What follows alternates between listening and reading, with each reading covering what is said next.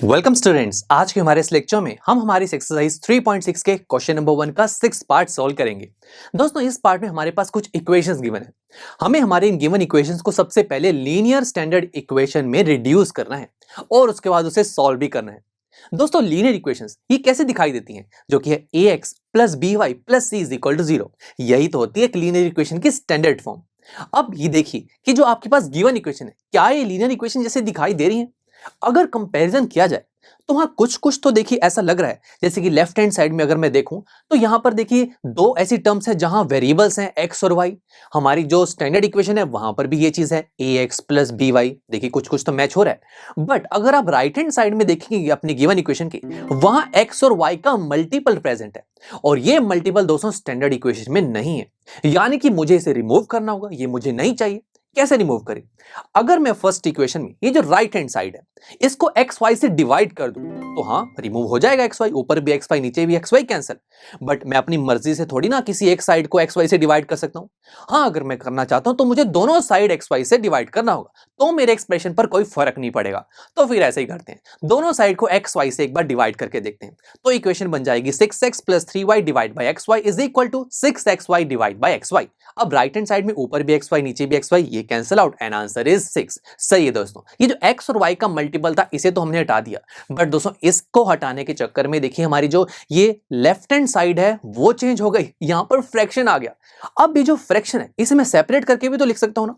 जैसे कि मैं ऐसे लिख सकता हूं ना, 6x plus 3y divide by x y है, इसे मैं ऐसे लिखता हूं 6x divide by x y plus 3y divide by x y. देखिए सेपरेट करने में तो कोई प्रॉब्लम नहीं है। अब 6x divide by x y, x से x cancel out, answer is 6 divided by y. Similarly 3y divide by x y, ऊपर y नीचे y, ये भी cancel out, answer is 3 by x. और राइट हैंड साइड में तो 6 चल ही रहा है। और यही चीज दोस्तों आप अपनी सेकंड इक्वेशन के साथ भी कर सकते हैं। अब ऐसा करने से भी देखिए कुछ ज्यादा फर्क तो नहीं आया। दोबारा से देखिए लेफ्ट हैंड साइड में फ्रैक्शन तो अभी भी है। बट स्टूडेंट्स, ये जो हमारे पास गिवन इक्वेशंस आई हैं, ऐसी इक्वेशंस को तो हम कितनी बार रिड्यूस कर चुके हैं लीनियर इक्वेशन में। आप जानते हैं कि हमारा नेक्स्ट स्टेप क्या होगा? यस, हम यहां पर 6 डिवाइड बाई y को ऐसे भी तो लिख सकते हैं ना, 6 multiply 1 divided by y। Simple. और इसी तरीके से हम बाकी के साथ भी ऐसा ही करेंगे। अब ऐसा करते देखिए हमारे एक्सप्रेशन पे कुछ ज्यादा फर्क तो नहीं आता। बट अगर मैं यहां पर 1 बाय y को p लेट कर लूं और 1 बाय x को q, देखिए आप और भी कुछ लेट कर सकते हैं, कोई भी अल्फाबेट मान सकते हैं। मैंने अभी p और q मान लिया। तो ऐसा करती दोस्तों क्या हो जाएगी हमारी अब इक्वेशन? कैसी हो जाएगी? 6p plus 3q is equal to 6 और सेकंड इक्वेशन हो जाएगी 2p plus 4q is equal to 5।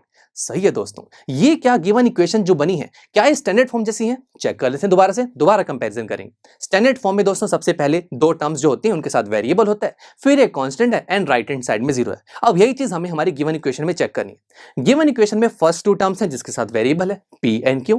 हाँ, स्टैंडर्ड फॉर्म में वेरिएबल x और y है, गिवन इक्वेशन में वेरिएबल p और q है, तो कोई प्रॉब्लम नहीं है। वेरिएबल को तो हम किसी भी अल्फाबेट से शो कर सकते हैं, बस वेरिएबल होना जरूरी है। उसके बाद अगर मैं लेफ्ट हैंड साइड में कांस्टेंट की बात करूं तो वो तो नहीं है गिवन इक्वेशन में।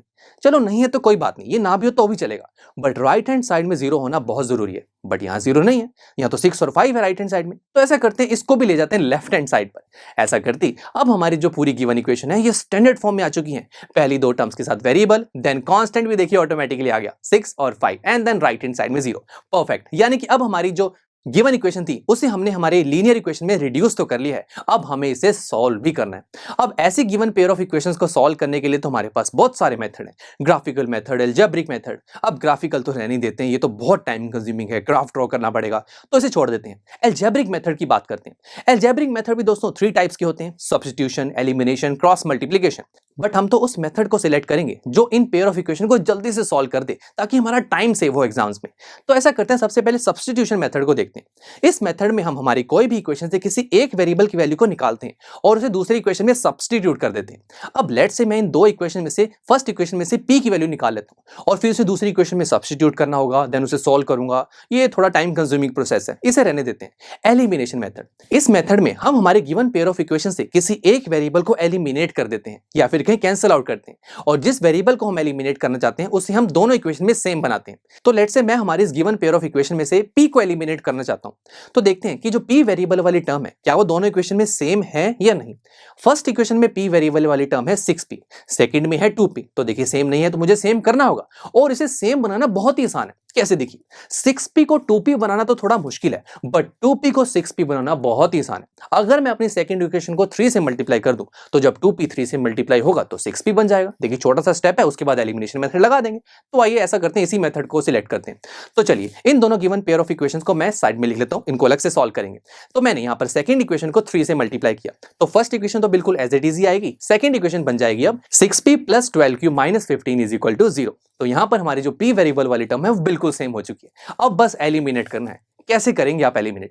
अगर दोनों इक्वेशन को ऐड कर दिया जाए तो 6p + 6p हो जाएगा 12p। नहीं दोस्तों, एडिशन करने से तो एलिमिनेशन नहीं हो रही, तो सब्ट्रैक्शन करके देखते हैं। सब्ट्रैक्शन करते ही सेकंड इक्वेशन के आगे नेगेटिव साइन आ जाएगा, और ये नेगेटिव साइन सेकंड इक्वेशन के अंदर आने वाली हर एक टर्म के साइन चेंज कर देगा। तो आइए सब्ट्रैक्शन करते हैं। 6p - 6p cancel out, answer is 0। उसके बाद 3q - 12q that is -9q, and last one is -6 + 15 that is 9। और यहां से q की वैल्यू निकालना तो बहुत ही आसान है, जो कि हो जाएगी -9 / -9। दोनों सेम टर्म्स हैं, कैंसिल आउट, आंसर इज 1। तो चलिए q की वैल्यू तो हमारे पास आ चुकी है। अब मुझे p की वैल्यू चाहिए, तो ये तो बहुत आसान है। आप अपनी इस q की वैल्यू को फर्स्ट या सेकंड किसी भी इक्वेशन में पुट कर दीजिए, आपके पास p की वैल्यू आ जाएगी। चलो मैं ऐसा करता हूं कि मैं अपनी इस q की वैल्यू को फर्स्ट इक्वेशन में पुट करता हूं, आप सेकंड में करके देखना और आप चेक करना कि हम दोनों के आंसर बिल्कुल सेम आएंगे। So put the value of p in equation first, जो कि है 6p + 3q - 6 = 0। तो मैंने जैसे ही यहां पर q की वैल्यू को 1 पुट किया, तो p की वैल्यू आ रही है 1/2। तो दोस्तों हमने हमारी इन इक्वेशन को सॉल्व करके p और q की वैल्यू तो निकाली, बट क्या हमें p और q की वैल्यू चाहिए थी? आइए अपनी ओरिजिनल इक्वेशन को जरा देखते हैं। तो ये थी ना हमारी ओरिजिनल इक्वेशन, इसे मुझे सॉल्व करना था। सॉल्व का मतलब क्या है, मुझे x और y की वैल्यू चाहिए थी, बट यहां तो p और q की वैल्यू आ रही है। तो फिर क्या करें? तो स्टूडेंट्स p और q की वैल्यू मैंने अभी निकाली, x और y की वैल्यू चाहिए। क्या इन दोनों में कोई रिलेशन है? दिख रहा है आपको कुछ रिलेशन? हाँ बिल्कुल। आप जैसे कि देख रहे हैं कि मैंने यहां पर कुछ लेट किया था ना, कि 1/y को मैं p लेट करूंगा और 1/x को q। तो आइए इन दोनों एक्सप्रेशन को एक बार पिक करते हैं। जैसे मैंने बोला कि 1/y = p है, p की वैल्यू मैंने अभी फाइंड आउट की, दैट इज 1/2। तो अगर मैं इस पूरे एक्सप्रेशन का रेसिप्रोकल कर दूं, तो y की वैल्यू क्या हो जाएगी? 2। ऐसी दोस्तों 1/x को मैंने q लेट किया है, तो q की वैल्यू मेरे पास आ रही है 1। तो जैसे ही मैं इस एक्सप्रेशन का रेसिप्रोकल करूंगा, तो x की वैल्यू आ जाएगी 1। और यही चीज मुझे फाइंड आउट करनी थी, अपनी इन गिवन इक्वेशन का सॉल्यूशन निकालना था, और वो हमारे पास आ गया, x की वैल्यू 1 एंड y की वैल्यू 2। चलिए दोस्तों, अब मिलते हैं आपसे नेक्स्ट लेक्चर में, जहां पर हम हमारे इसी क्वेश्चन 1 का 7th पार्ट सॉल्व करेंगे। So see you there. I am sure students, आपको ये लेक्चर काफी पसंद आया होगा, और ऐसे ही मजेदार तरीके से अपने हर एक कॉन्सेप्ट क्लियर करने के लिए डाउनलोड कीजिए PU Stack ऐप को, जहां पर आपके पास और भी बहुत सारे ऑप्शंस होंगे, जैसे कि back exercise solutions, tip videos, sample papers and much more. So what are you waiting for? Download the app now.